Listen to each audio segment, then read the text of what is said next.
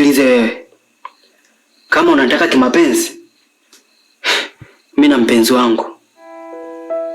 Aya, naomba niambie, umefuata nini nyumbani kwangu?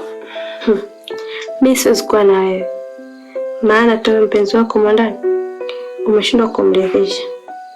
Anakaribia tu kufika kileleni, wewe ushamaliza. Hawezi kuwa na mimi kwa sababu huniwezi. Una shida gani? Nahitaji mazungumzo na wewe. I don't want to talk with you. Over.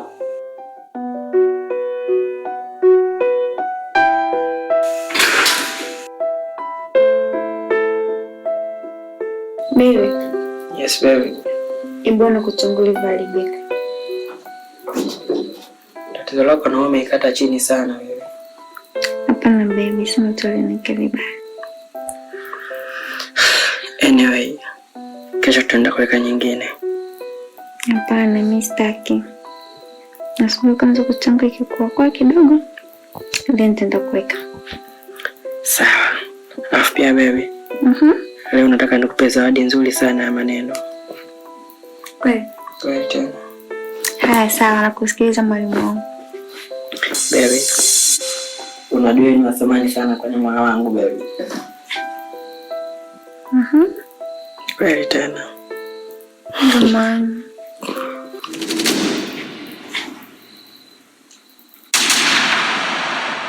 Kwani una shida gani?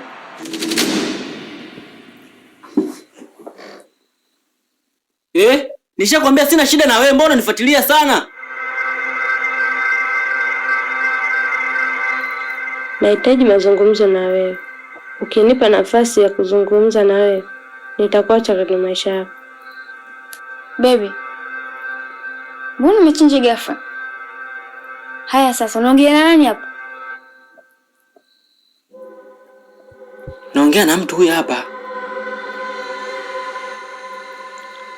Huyu hawezi kuniona mimi. Mwenye uwezo kuniona mimi ni wewe peke yako.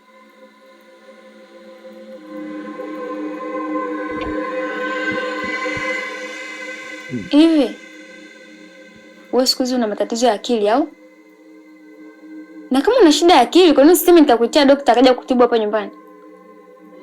Yaani uko serious kabisa, naongea na mtu yuko wapi hapo?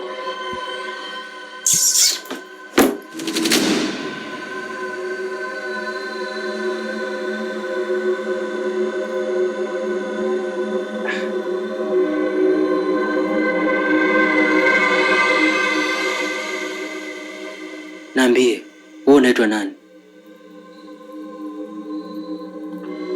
Naitwa Rayyan.